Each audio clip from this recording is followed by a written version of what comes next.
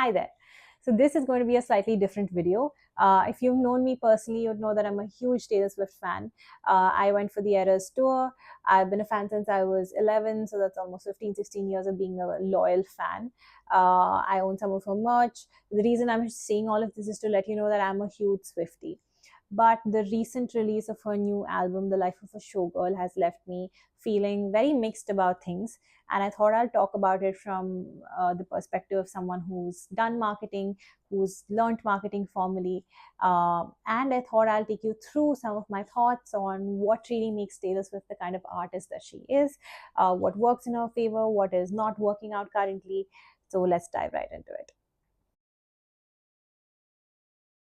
Okay, so even before we get into what happened with the life of a showgirl, I think what is important to talk about is why do people like Taylor Swift in the first place and what has she aced? So, what she's aced is truly the art of maintaining a parasocial relationship with her fans. Her fans feel very special. They feel there's a gamified loyalty system. What do I mean by it? Okay, to get into what I mean by it, let me explain something. So, when her album 1989 had released, she held what is called as the 1989 secret sessions. So in these secret sessions, she used to call her fans home. She used to play the entire album out for them. She used to bake cookies for them, or at least that's what she told her fans. And she chose the most loyal of her fans, the loyalest of her fans. And you know this, and I think since that was a master stroke for her, because since then her fans have been waiting that, okay, if I'm a big enough fan, maybe for my next maybe when Taylor releases her next album, I will be called for these secret sessions. That's not just it. She makes donations towards her fans' education, towards their health care treatment.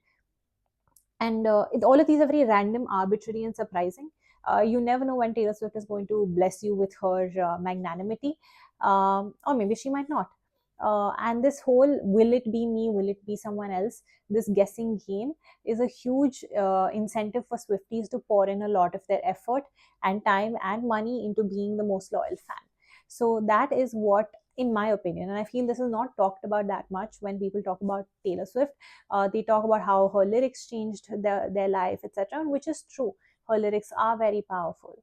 But what also is key is the way she's handled this whole art of parasocial relationships. So that is the first big thing for me.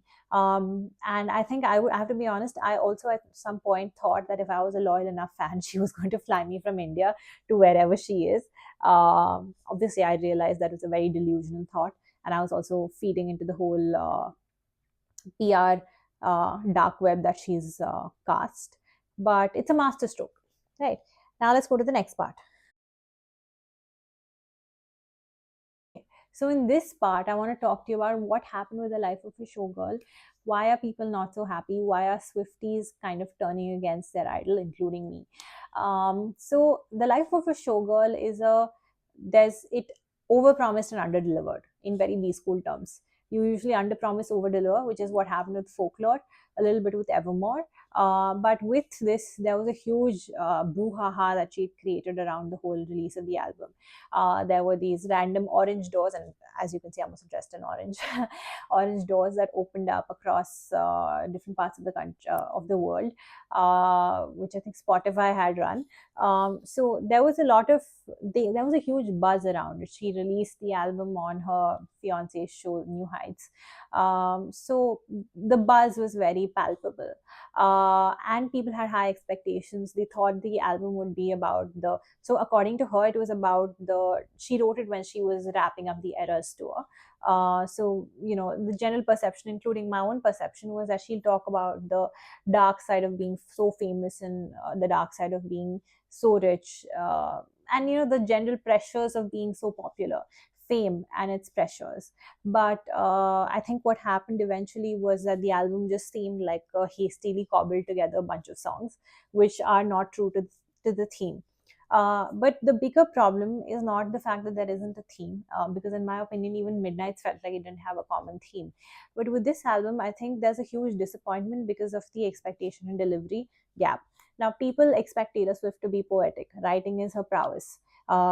If she writes these uh, these cheeky lyrics with huge sexual innuendos, it might work for a Sabrina Carpenter, but it might not work for Taylor Swift, because the general expectation from her is that she will write these deeply poetic, deeply moving lines, right? And if to draw an Indian analogy, it's almost like going to Haldirams and having a lasagna. That's not what Haldirams is known for, right?